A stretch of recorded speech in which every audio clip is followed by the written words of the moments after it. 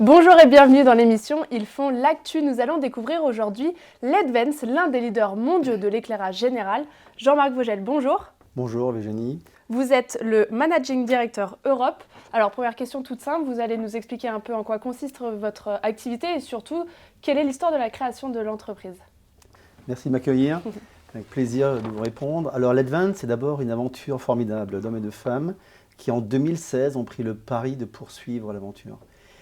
Nous remercions d'ailleurs tous nos employés et nous remercions aussi les clients qui nous ont fait confiance et qui nous ont suivis dans cette aventure. L'Advance, quelques dates historiques. La création d'Osram en 1906, la mise sur le marché d'Osram en 2013 et la reprise de l'Advance par un groupe, MLS, un des leaders mondiaux du LED packaging en 2018. L'Advance, c'est 1,5 milliard d'euros dans le monde. C'est une entreprise cotée sur le marché de Shenzhen. Nous avons plus de 6000 références, 6000 produits. Ça va de la lampe traditionnelle, classique, aux luminaires assez complexes pour les événements sportifs, par exemple. Comment est-ce que le milieu de l'éclairage a évolué ces dernières années ? Alors on cite souvent des transformations profondes de l'industrie. L'éclairage a subi cette transformation. L'origine, une technologie disruptive qui est la LED, que tout le monde connaît, et la LED qui est apparue dans le monde de l'éclairage. Alors ça a vraiment chamboulé le modèle économique de l'éclairage. Auparavant, nous avions des usines dans tous les pays, des centres de production, pour pallier à la demande récurrente des produits traditionnels au vu de leur durée de vie, de grosso modo 1000 heures à 2000 heures. La LED est rentrée dans cet écosystème avec des durées de vie de plus de 50 000 heures. Vous voyez que ce modèle économique de remplacement, très vite, s'est arrêté, a décliné. Et nous gérons le déclin des lampes traditionnelles. Ce que je voudrais informer d'ailleurs, ce produit-là que tout le monde connaît, le fameux tube fluorescent ou le fameux néon en tout cas, eh bien, se voit arrêter en août 2023. Donc il n'y aura plus la possibilité d'acheter. Eh bien pourquoi ? C'est justement la course à l'arrêt des produits énergivores et l'industrie de l'éclairage très rapidement, depuis 2009, a abordé le déclin et le bannissement de ces produits. Ça a commencé par la lampe à filament traditionnelle, la lampe halogène, toutes les technologies traditionnelles, et ça se termine par le fluo compact, donc la fameuse lampe fluo compact, et le tube fluo qui va s'arrêter en 2023. Quelle est la place de l'innovation au sein de votre entreprise internationale ? Alors, l'innovation est effectivement un de nos ADN. Ouais. Voilà, on le voit du coup. Voilà, nous sommes une entreprise très jeune, je vous dis, créée en 2018. Et par contre, nous portons un héritage de plus de 120 ans. Ouais. De plus de 120 ans, et nous avons traversé toutes les technologies de l'éclairage. Ça a commencé par le feu, ça continue avec l'électricité, la chimie, l'électronique et enfin les semi-conducteurs. Donc nous avons 5 piliers sur lesquels nous basons notre recherche et développement et l'innovation. C'est d'abord la recherche à l'efficacité. Chaque watt aujourd'hui est important. Je vous rappelle que grosso modo en France, 1 kWh, c'est à peu près 100 grammes de CO2. Donc chaque watt économisé va dans le sens de l'économie de CO2. C'est la qualité de la lumière qui est importante. C'est le design.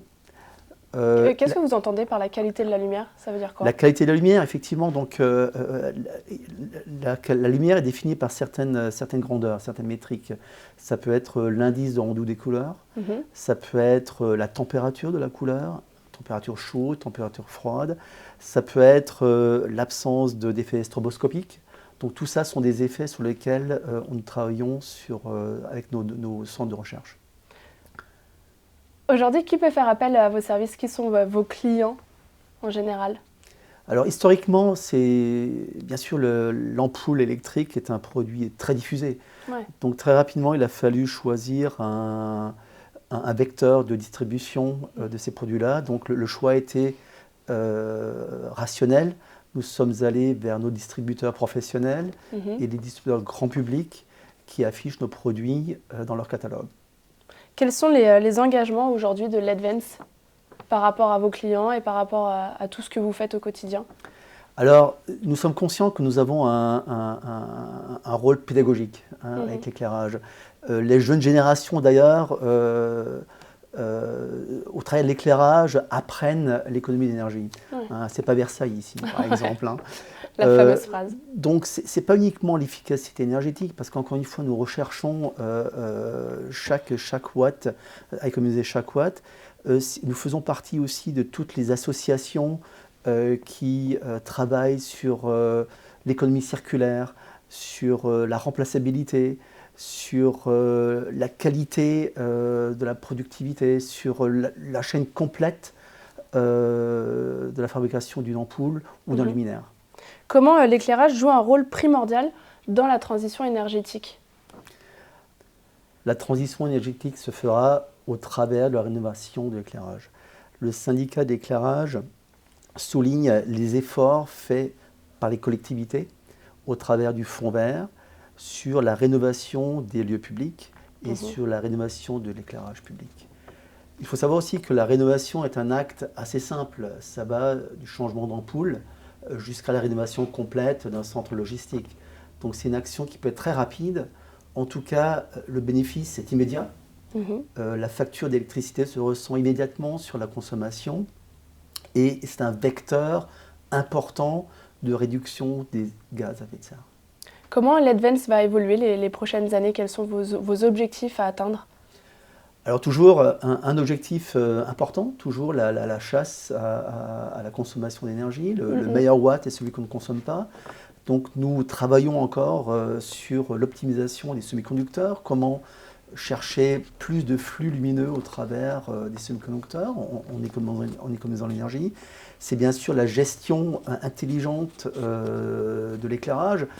Il y a le fameux effet rebond, vous savez, lorsque vous mettez des lampes à basse consommation, vous multipliez le nombre de lampes et vous oubliez de les éteindre. Donc il faut bien sûr gérer l'éclairage de façon intelligente. C'est aussi l'éclairage pour la santé de l'homme. On n'en a pas parlé, mais on a un système qui s'appelle HCL, Human Centric Lighting. Et l'éclairage, la lumière en tout cas, a des effets positifs importants sur notre cycle circadien de tous les jours. Des objectifs aussi du coup basés sur la sensibilisation des consommateurs finalement. Bien entendu, toujours à la recherche de l'innovation et la faire profiter aux consommateurs pour consommer moins, payer moins de factures d'électricité et surtout éviter le gaspillage et la génération de gaz à effet de serre. Merci beaucoup Jean-Marc Vogel. Je rappelle que vous êtes Managing Director Europe. Merci Valérie. Et merci à vous de nous avoir suivis. On se retrouve très vite avec un nouvel invité. À bientôt.